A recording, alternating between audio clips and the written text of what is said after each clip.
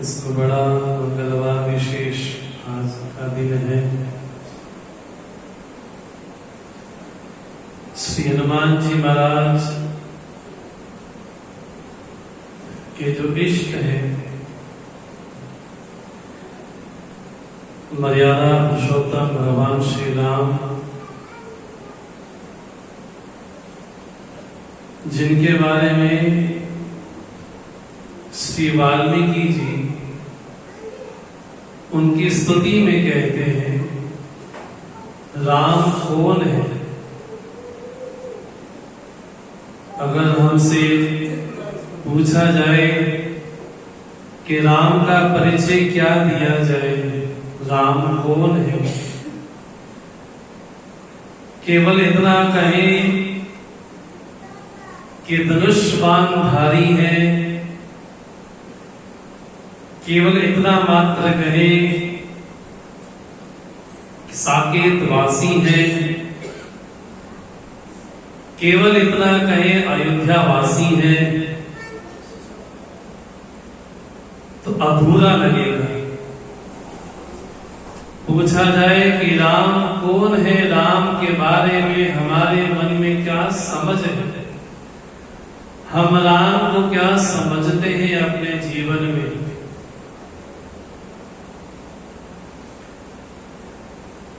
वाल्मीकि जी राम का परिचय देते हुए कहते हैं, राम स्वरूप तुम्हार, वचन अगोचर बुद्धि पर। ये राम जी का परिचय है। श्री रामचरितमानस के अनुसार ये राम जी का परिचय है। अगर हमसे घर में को पूछने आए कि ऐसे शर्मा जी हैं, वर्मा जी हैं, मल्होत्रा जी हैं, गुप्ता जी हैं, वो कहाँ रहते हैं, उनका निवास स्थान कहाँ पर है, उनके परिवार में कितने सदस्य हैं, सब पूछते हैं। लेकिन एक बात विशेष पूछते हैं कि वो व्यक्ति कैसा है, उसका स्वभाव कैसा है। दिखने में अलग बात है, लेकिन उसका बोलचाल कैसा है, समाज उसको क्या मानता है, समाज में उसकी क्या स्थिति है, समाज उसको किस निगाह से देखता है। तो वैसे ही राम जी के बारे में कहा जाए कि राम कौन है, तो वाल्मीकि जी बोलते, राम स्वरूप तुम्हार। और ऐसा नहीं कि वाल्मीकि जी अलग बैठे, राम जी कहीं दूर बैठे। राम जी अपने सिंहासन पर बैठे हैं और वाल्मीकि जी शिष्य भाव से, ऋषि भाव से उनके समक्ष, उनके सामने बैठ करके बोलते कि आप कौन है, मैं बताता हूं, मेरी समझ ठीक करिएगा, कहीं मेरी समझ में कहीं रुकावट हो, दिक्कत हो तो आप उसको सुधार करिएगा। वाल्मीकि जी बोलते हैं, राम कौन है, राम स्वरूप तुम्हार, वचन अगोचर बुद्धि पर। कौन है राम, वचन अगोचर, जिसको वाणी से कहा ना जा सके, बुद्धि पर, जहां बुद्धि आकर के ये कह दे कि अब मेरे सामने कुछ भी बोलने को नहीं है, अब मैं कुछ भी नहीं कह सकते कि राम कौन है। बुद्धि पर, जगत के हर एक वस्तु को, हर एक चीज को हम अपने इंद्रियों के द्वारा, अपने मन के द्वारा, अपने बुद्धि के द्वारा जानते हैं, समझते हैं। लेकिन जो जगत पिता है, उस जगत पिता को समझने के लिए इंद्रियां, हमारा मन, हमारी बुद्धि उसके सामने बिल्कुल कुछ है, बोले तुच्छ है। वचन अगोचर बुद्धि पर, अविगत अकथ अपार, नेति नेति नित वेद कहा। अविगत, जिसके बारे में कहा ना जा सके, जिसका बखान ना किया जा सके, जो हमारे मन के घेरे में ना आए,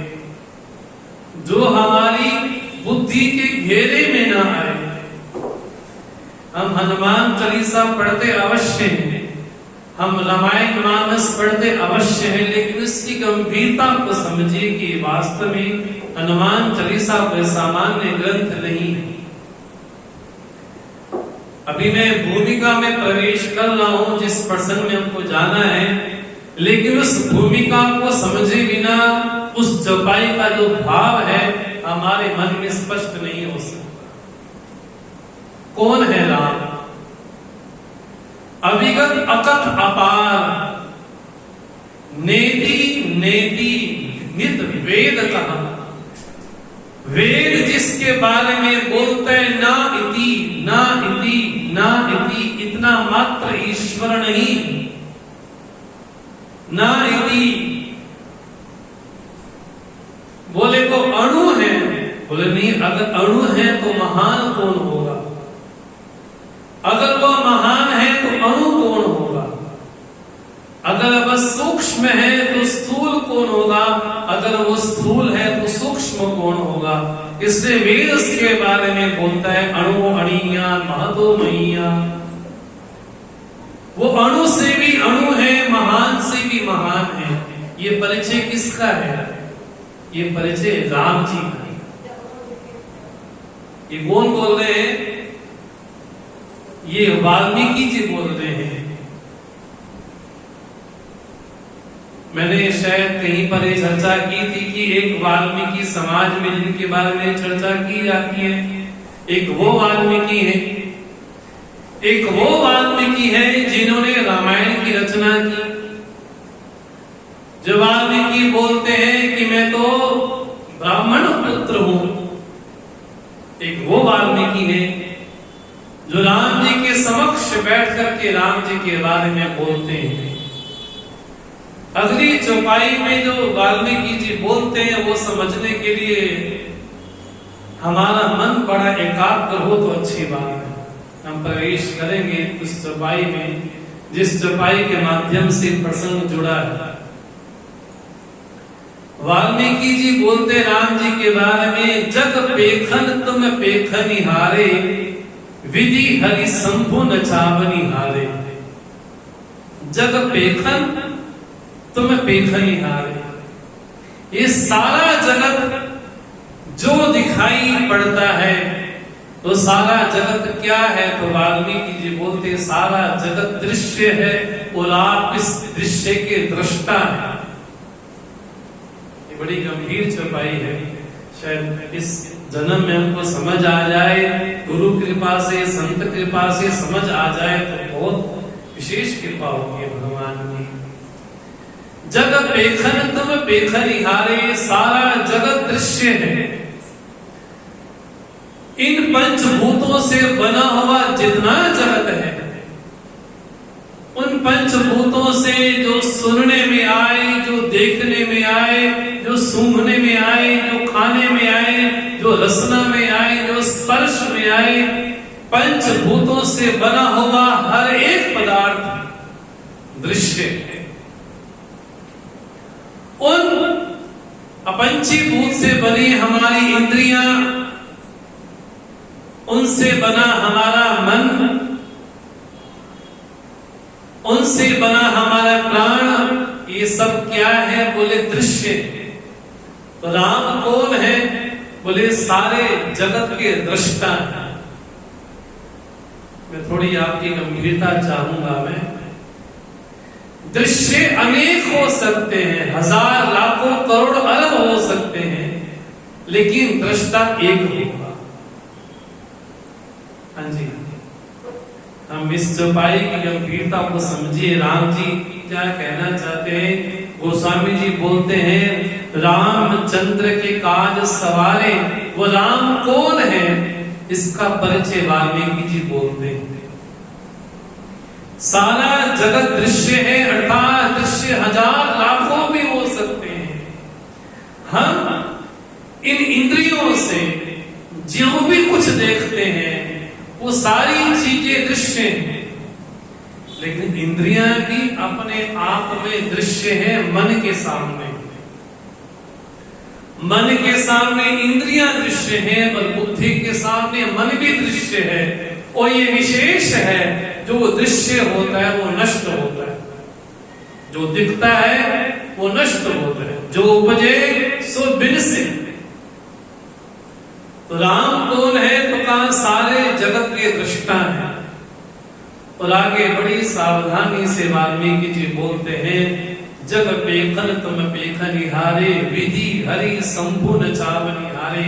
आप ब्रह्मा विष्णु और महेश को अपनी उंगलियों में नचाने वाले हैं। कौन? ब्रह्मा को, विष्णु को, महेश को आप अपनी उंगलियों पे, हाँ जी, नचाते हो। तो राम कौन हुए फिर? अगर ब्रह्मा विष्णु महेश को भी नचाने वाले राम है, तो राम कौन होंगे? राम होंगे हमारे अंतर आत्मा, राम होंगे हमारे अंतर्यामी, राम होंगे घट घट में निवास करने वाले। और उस राम को कौन जान सकता है? तो वाल्मीकि जी बोलते हैं, सोई जाने जय देव जनाई। राम को वही जान सकता है जिसको राम जनवाना चाहे। ये छपाई बड़ी गंभीर सी है। राम को वही जान सकता है जिसको राम जी चाहे कि ये मुझे जाने। हाँ जी, जिसको राम जी चाहे वो मुझे जान ले। इसका मतलब क्या? ईश्वर भी, भगवान भी हम आप लोगों की तरह पक्षपाती हुआ कि पुण्यात्मा को तो जन्मा दिया और पापात्मा को नहीं जन्माए। इसका मतलब ईश्वर भी, भगवान भी हम आप लोगों की तरह पक्षपाती हो गया। बोले ऐसा नहीं। कैसा ईश्वर है? दो दृष्टांत आपके समझ में आ जाए जल्दी से। वर्षा ऋतु हो, वर्षा ऋतु में अगर कोई छत पे बैठा हो और उसके पास मटका हो, उस मटके में जल भी भरा हो, लेकिन एक पड़ोसी के घर में मटका हो, उस मटका को उल्टा रखा हो, तो सुबह से लेकर शाम हो गई लेकिन घड़ा नहीं भरा। इसमें दोष किसका है? वर्षा का या घड़े का? हाँ जी, इसमें दोष वर्षा का नहीं, दोष है घड़ा जब उल्टा रखा गया है तो सुबह से लेकर सांझ तक वर्षा होती भी रहे लेकिन मटका बिल्कुल नहीं भरने वाला। बोले वैसे ही ईश्वर सब लोगों के लिए सम है, लेकिन हमने भगवान की ओर अपनी पीठ की हुई है और जगत की ओर सामने बैठे हैं, तो ईश्वर दर्शन कहाँ हो पाए? एक ये दृष्टांत है। दूसरा, ठंडी के दिन हो, दिसंबर का महीना हो और मेरे से 20 फुट दूर अग्नि जल रही हो और मैं यहाँ पर बैठ करके अग्नि को दोष दूं कि अग्नि कितनी कठोर है, कितनी वो है कि मेरे ताप को, संताप को दूर नहीं कर रही है, इसमें दोष किसका है? बोले इसमें दोष अग्नि का नहीं है, इसमें दोष उस व्यक्ति का है। अगर वो अग्नि के समक्ष जाता है उसका पाप संताप भी दूर होता है। इसलिए जब वाल्मीकि जी बोलते आप जिसको जन्माना चाहो वो आपको जान सकता है, मतलब आप कृपा सब पर करते हो, आप सबके लिए समान हो, लेकिन कोई आपको उस अग्नि के समान समझता है तो अच्छा है, नहीं तो दूर बैठ करके बुलाना ही देता है। ऐसे श्री राम जी के काज सवारने वाले कौन है? तो गोस्वामी जी बोलते हैं भीम रूप धरी असुर संहारे, रामचंद्र के काज सवारे।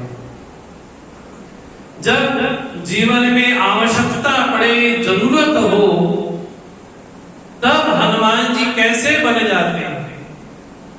जब छोटा बनने की जरूरत हो तो सूक्ष्म रूप धरी सिए ही दिखावा। लेकिन जब लगे कि सूक्ष्म होने से काम नहीं चलता, तब उस समय व्यक्ति को भीम रूप भी होना चाहिए। ये केवल चौपाई मात्र नहीं है, ये हमारे जीवन की व्याख्या है।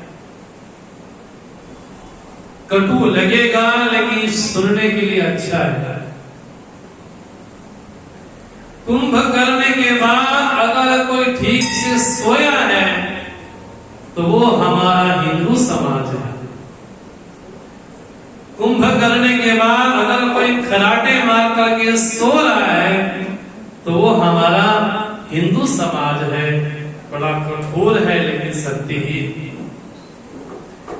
जहां जरूरत पड़े वहां सूक्ष्म भी हुआ जाए, वहां विनम्र भी हुआ जाए, वहां विनयी भी हुआ जाए। लेकिन जब विरोधी लोग, अपकांता लोग हिंदू समाज पर, हिंदू धर्म ग्रंथों पर, सनातन धर्म ग्रंथों पर आक्षेप करें, जब हमारे भगवान के अवतारों पर आक्षेप करें, उस समय सानू की फर्क पैदा है, सानू की फर्क पैदा बोली जा रही है, बोले ना। उस समय क्या करना है? भीम रूप धरी। उस समय हमारा स्वरूप कैसा होना चाहिए? बोले भीम रूप होना चाहिए, ताकि आक्रांता लोग, विरोधी लोग सनातन हिंदू वैदिक धर्म पर आक्षेप करने से पहले 1000 बार सोचें। भीम रूप धरे असुर संहारे, असुरों का संहार करते हैं। असुर मैंने संस्कृत भाषा में जो असुर शब्द है बड़ा प्यारा है। असु बोलते प्राण को, असुसूर मंत्री इति असुराहा। जो इंद्रियों में, प्राणों में रमण करे उसका नाम असुर है। हम जब असुरों के बारे में सुनते हैं, असुर कौन? बोले जो काले काले हो, बड़े बड़े सिंह हो, हाथ में अस्त्र शस्त्र हो, उसको असुर कहा जाता है। बोले वो पुराणों की भाषा में कहा जाता है। लेकिन वर्तमान समय में असुर कौन है? बोले जो विषय परायण है, जो भोग परायण है, जो इच्छा परायण है, जो अपने स्वार्थ के लिए समाज को धोखा देता है, जो अपने स्वार्थ के लिए, हाँ जी, समाज को बड़े गहरे कुएं में डाल देता है, वो असुर है। और समाज में ऐसे असुरों की कोई कमी नहीं है।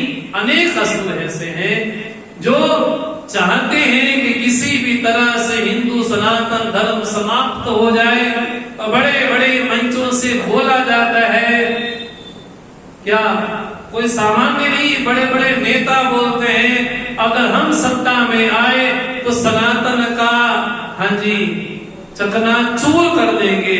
ऐसे बड़े बड़े नेता भी मंच से कहते हैं अगर हम सत्ता में आ गए तो ऐसा होगा। और बड़े आश्चर्य की बात है, हम फिर भी उनको वोट दें, हमसे बड़ा कोई नासमझ, हमसे बड़ा कोई मूर्ख तो नहीं होगा जो ये भले मंच से कहते हैं कि सनातन को नष्ट कर देंगे। अब उनके बारे में क्या कहा जाए, विषय नहीं है, लेकिन प्रसंग के अनुसार बात मन में आए तो मैं आपसे कहेंगे। जहां आवश्यकता हो वहां व्यक्ति को भीम भी, उग्र भी होना चाहिए, वहां व्यक्ति में शौर्य भी होना चाहिए। जब रावण राम जी से लड़ने के लिए आया तब विभीषण राम जी से कहते हैं कहीं भी जीतो। राम जी आप कैसे जीतोगे? रावण रथी विरथ रघुवीरा। रावण तो रथ पर विराजमान होकर के आया है, वो राम जी के पास रथ नहीं, उनके चरण में प्राण भी नहीं, तो कैसे लड़ोगे? तब राम जी बोलते हैं जय जय होई सुचंदन आना। विभीषण, जिस धर्म रथ से विजय होती है वो ये रथ सामान्य नहीं है। वो कौन सा रथ है? तो राम जी बोलते हैं उस रथ के 2 पहिए हैं, सोरज धीरज तीरथ चाका। उस धर्म रथ के दो पहिए हैं। वो धर्म रथ कौन है? बोले हमारे जीवन का ही धर्म रथ है। उस रथ के दो पहिए हैं, क्या? सोरज और धीरज। जीवन में धैर्य भी हो, लेकिन इतना धैर्य ना हो कि पानी सर से ऊपर चला जाए। धैर्य भी चाहिए, जैसे धैर्य शबरी का है। शबरी के गुरु ने कहा, इस राम नाम के मंत्र को तुमको मैं दे रहा हूं। ये राम का जो अर्थ है स्वयं चल करके तुम्हारे आश्रम में आएगा। तब शबरी ने पूछा, कब आएंगे? कब आएंगे वो? तब उनके गुरु बोलते, इस राम का जो अर्थ है स्वयं प्रकट होकर के अवश्य आएगा। तो शबरी का धैर्य देखिए आप। प्रतिदिन एक ही काम रोज करती हैं। रोज सुबह उठ करके अपने आश्रम में झाड़ू पोछा करती हैं, बुहारती हैं। रोज उठ करके फल तोड़ती हैं। रोज उठ करके मटका भरती हैं। रोज उठ करके निहारती हैं कि राम आएंगे। रोज उठ करके राम नाम का संकीर्तन करती हैं। राम नाम के जप की माला जपती हैं कि राम आएंगे। आप कल्पना करो कि शबरी का धैर्य कितना विशाल होगा। कब आएंगे, कब आएंगे, लेकिन आएंगे अवश्य। गुरु की बात पे विश्वास अवश्य है। लेकिन साथ ही जीवन में धैर्य के साथ शौर्य भी होना चाहिए। जैसा शौर्य ध्रुव में 6 मास के वर्ष की अवस्था में ध्रुव ने भगवान को पा लिया। ये इसका धैर्य भी है, ये उनका शौर्य भी है। इसलिए राम जी बोलते हैं, भीषण जिस रथ से विजय होती है वो रथ कोई सामान्य नहीं है। वो रथ तो बड़ा विशेष है, वो धर्म रथ है। कभी चर्चा आएगी तो इस पे जरूर चर्चा करेंगे। उसको कहा जाता है विभीषण गीता। जैसे भगवत गीता तो बड़ी प्रसिद्ध है, जब भगवान श्री कृष्ण अर्जुन को सुनाते हैं, वैसे रामचरितमानस में भी अनेक गीताएं हैं। राम गीता है, लक्ष्मण गीता है, गरुड़ गीता है, शिव गीता है, विभीषण गीता है, अनेक प्रकार की गीताएं हैं। गोस्वामी तुलसीदास जी बोलते हैं हनुमान जी की स्तुति में, भीम रूप धरि असुर संहारे रामचंद्र के। आपने राम जी का कार्य किया, और किन राम जी का? जो राम साक्षात धर्म का अवतार है। एक बार समस्त ऋषियों ने, देवताओं ने एक मीटिंग की। बोले हम ऐसे ईश्वर की पूजा करना चाहते हैं जिसमें सारे सद्गुण विद्यमान हो। तो कहा, राम जी स्वयं धर्म की प्रतिमूर्ति। धर्म कहां निवास करता है? बोले राम जी में। ऐसे राम जी की स्तुति में वाल्मीकि जी अपनी वाल्मीकि रामायण में कहते हैं कि वह राम कौन है? सामुद्र इव गांभीर्यम। राम जी का गंभीरता कैसी है? बोले जैसे समुद्र की। समुद्र ऊपर से कैसा लगता है? बोले लहरें आ रही हैं, बड़ी बड़ी लहरें आ रही हैं, लेकिन समुद्र भीतर से बड़ा शांत होता है, बड़ा गंभीर होता है। ऐसा राम जी का स्वरूप है। और ऐसे राम जी का कार्य करने के लिए ही आपका अवतार हुआ है। तो कहा, रामचंद्र के काज सवारे। और ऐसे राम जी का क्या कार्य आपने सवारा? तो गोस्वामी जी बोलते हैं, लाए संजीवन लखन जियाए श्री रघुवीर हरिशिपुर लाया। प्रसंग आता है जब मेघनाद ने श्री लक्ष्मण जी पर एक ऐसा बाण चलाया जिससे लक्ष्मण जी मूर्छित हुए। और मूर्छा होने के बाद राम जी की स्थिति कैसी है? अध्यात्म में मेघनाद को कहा जाता है कि मेघनाद काम का प्रतीक है, और श्री लक्ष्मण जी महाराज वैराग्य का प्रतीक है। बड़ा विचित्र विरोधाभास है। काम के प्रहार से वैराग्य एक क्षण के लिए मूर्छित हो गया। जब लक्ष्मण जी मूर्छित हुए तब प्रसंग आया कि इनका उपचार कैसे हो सकता है। ये प्रसंग बड़ा सुनने वाला है, बड़ा गंभीर है, हमारे जीवन से जुड़ा हुआ है।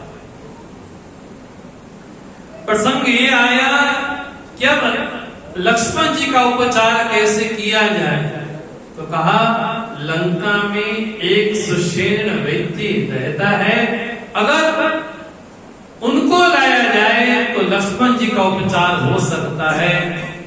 तो हनुमान जी महाराज ने इस कार्य को शिरोधार्य किया। तो क्या किया, हनुमान जी गए और आए। अब हनुमान जी अकेले नहीं आए, क्या सुषेण वैद्य को लेकर के आए। न केवल सुषेण वैद्य को, उसको उसके घर के सहित लेकर के आए। अब बड़ा विचित्र है। किसी ने पूछा हनुमान जी महाराज जरूरत तो थी वैद्य की और आप पूरा घर ही उठा लाए, आप सुषेण वैद्य को बुला लाते और आ जाते। बोले एक तो बात ये थी कि वैद्य बोलता ओहो इसकी जड़ी बूटी तो मेरी कुटिया में रह गई, दोबारा जाना पड़ेगा, फिर लेकर के आता हूँ। इससे बढ़िया ये है क्या कुटिया सहित लाता हूँ कि घर में जो भी जड़ी बूटी होगी, जो भी औषधि होगी, उससे उपचार भी हो जाएगा, इनको दोबारा आना जाना नहीं पड़ेगा। दूसरी बात यह है कि रावण को पता है इस समय लक्ष्मण मूर्छित हुए हैं, और रावण ने सैनिकों को भेजा होगा कि पता करके आओ कि कहीं राम जी के कोई दास को लेने के तो नहीं है सुषेण वैद्य को। हनुमान जी बोलते मैं घर सहित लेकर के आया। अब सैनिक ढूंढते रहे, सुषेण वैद्य का उसका घर ही नहीं मिलेगा। जब घर ही नहीं मिलेगा हाँ जी, तो सुषेण वैद्य कहां से मिलेगा। ये बात तो अच्छी गई। अब क्या किया जाए, बोले आपको जाना है हिमालय पर्वत पर, उस हिमालय पर्वत पर जाकर के आपको संजीवनी लेकर के आनी। और वास्तव में संजीवनी क्या है, संजीवनी भगवान की भक्ति ही। रघुपति भक्ति संजीवनी मूरी, स्वामी जी बोलते हैं भगवान श्री राम की भक्ति ही हमारे जीवन में संजीवनी है। और ऐसी संजीवनी को लेने का जो कार्यभार मिला हमारे हनुमान जी को मिला। जब पर्वत पर गए और साथ में ये बड़ा संकेत किया कि सूर्योदय के पहले अगर आ जाए तो अच्छा है। इसका मतलब है सूर्योदय के पहले, मतलब जीवन का जो चौथापन होता है ना, जैसे रात्रि के 4 पहर होते हैं, उन चौथे पहर में अगर आ जाए तो अच्छा है। इसका मतलब है अगर जीवन का पहला पहर हमारा अच्छा हो गया है तो चौथा पहर भी अच्छा ही होगा। अगर पहला पहर जीवन का अच्छा नहीं है तो चौथा पहर भी हमारे जीवन का अच्छा नहीं होगा। तो संकेत ये दिया कि सूर्योदय के पहले अगर आ जाए तो अति उत्तम है। वो कहां जाया जाए, बोले पर्वत पर। तो पर्वत कौन है, बोले पर्वत विश्वास का प्रतीक। ऐसे विश्वास रूपी हिमालय पर्वत पर हनुमान जी महाराज जब जाते हैं तब हिमालय अपनी भाव को प्रदर्शित करने के लिए उन सभी औषधियों को मानो लुप्त से कर देते। तब हनुमान जी बोलते कि मेरे पास अब समय नहीं है, तो संपूर्ण पहाड़ को ही उठा लिया। और उठाने के बाद वहां से चले, लेकिन रास्ते में थोड़े भटक से गए। अब देखो, जाना था लंका में, लेकिन उनका जो विमान था कहां हो गया? बोले अयोध्या की ओर डाइवर्ट हो गया। जब अयोध्या की ओर डाइवर्ट हो गया, तब भरत जी महाराज कितने सजग हैं, आप कल्पना करो। दिन में नहीं, रात्रि में श्री भरत जी महाराज कितने सजग होंगे कि रात्रि में ही देख लिया कि आकाश में कोई जा रहा है। उसी समय श्री भरत जी महाराज ने बिना फल का बाण मारा, तब हनुमान जी महाराज वहां पर धराशायी नीचे ही आ गए। लेकिन बड़ा आश्चर्य इस बात का है, क्या हनुमान जी गिरे तो गिरे, लेकिन वो पर्वत कहां गया? अगर पर्वत ही गिर जाता अयोध्या नगरी में तो न जाने क्या हो जाता। कभी मन में भाव आया हो कि हनुमान जी तो गिरे थे, लेकिन पर्वत कहां गया? तो गीतावली में गोस्वामी जी बोलते हैं, उस पर्वत को पवन ने संभाल लिया। पवन ने उस पर्वत को संभाल लिया ताकि उनके जो पुत्र हैं वो श्री हनुमान जी महाराज परम भक्त श्री भरत जी से मिल पाए। जैसे हनुमान जी महाराज नीचे गिरते हैं, राम राम राम, श्री भरत जी महाराज बोलते हैं, ये तो मेरे प्रभु के ही भक्त लगते हैं।